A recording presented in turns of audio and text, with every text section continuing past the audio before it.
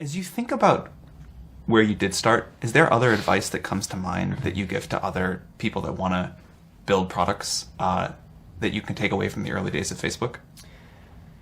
Yeah, I always think that you should start with the problem that you're trying to solve in the world and not start with deciding that you want to build a company. Right? I mean, the best companies that get built are things that are trying to drive some kind of social change, even if it's just local in one place. More than starting out because you want to make a bunch of money or have a lot of people working for you or build some company in some way. So, I always think that this is kind of a perverse thing about Silicon Valley in a way, which is that, people decide often that they want to start a company before they even decide what they want to do. And that just feels really backwards to me. And, for anyone who's had the experience of actually building a company, you know that you go through some really hard things along the way. And I think part of what gets you through that is believing in what you're doing and knowing that what you're doing is really delivering a lot of value for people. And that's, I think, how the best companies end up getting made. You're 5 years into your career as a founder and entrepreneur of this massive global organization, which is amazing, but we'll leave that aside. So, I mean, what do you think the 3 keys to Facebook's success at innovating have been thus far, if you had to really narrow it down to 3? Well, I mean, I think it's a lot of the cultural values that we've talked about so far. So, I think making it so that this is a place where people can move quickly is just key. Having an emphasis on making bold decisions and being bold in the products that we build, I think is why we have products like Newsfeed, right, which at the time was controversial, but now is one of the core parts of the product and has been emulated by a lot of other startups and companies, or why we have Platform. Right, when we built our first version of the development platform, I mean, people weren't thinking about social networks as social platforms for social software development.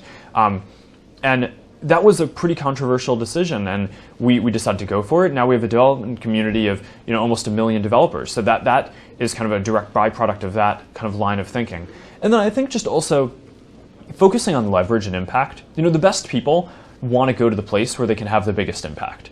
And we have always focused on this ratio here of the number of engineers that we have to the size of the user base, like for the impact that they're going to have. And what we found is that each engineer here is roughly responsible for more than 1 million users.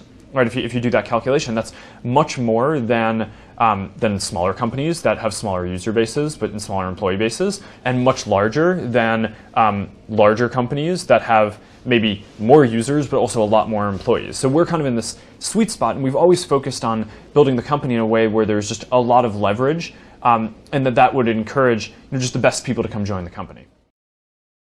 How's Facebook thinking about its own role in creating this platform for entrepreneurship around the world? I know that's something that you've been thinking a lot about. To me, entrepreneurship is about creating change, not just creating companies.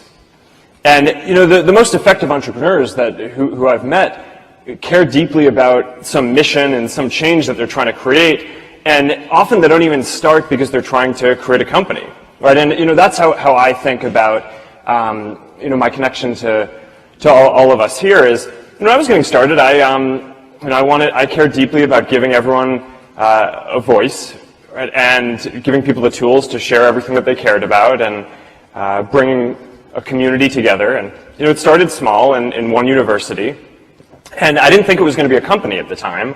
As a matter of fact, I was pretty convinced that at some point someone would build something like this for the world, but I thought that would be some other company that already had thousands of engineers and was used to building stuff for hundreds of millions of people around the world. And what ended up happening was that no one built it, right? So we just kind of kept on going, right? I mean, people said at each step along the way, what you're doing, all right, maybe college students like it, but no one else is going to like it. And there's not going to be any money in doing this. So, all right, so you only really do it if you care, right? If you're passionate about doing it. And then it started growing, and people said it would be a fad and it would never be a good business. But you keep going because you care, not because you're trying to create a business. Then there's the shift to mobile, where people thought that it wouldn't be a sustainable business, and through each of these things, the entrepreneurs who I think build things that last for a long time keep going because they care fundamentally about the change that they're trying to create in the world, and they're not in it just to build a company. And I carry that with me today. Today we have, we live in a world with more than 7 billion people, but more than 4 billion of us are not on the internet.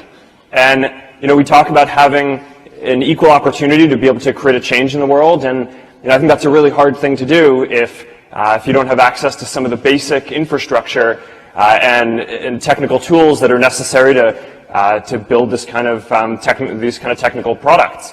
So, I kind of think about what we're doing today very similarly to how I thought about where we were at the beginning. I get people all the time who come to me and say, all right, well, you're investing billions of dollars in trying to put internet connectivity in places where we don't get paid for it. It's not something that we'll make any money from for a very long period of time if it works out.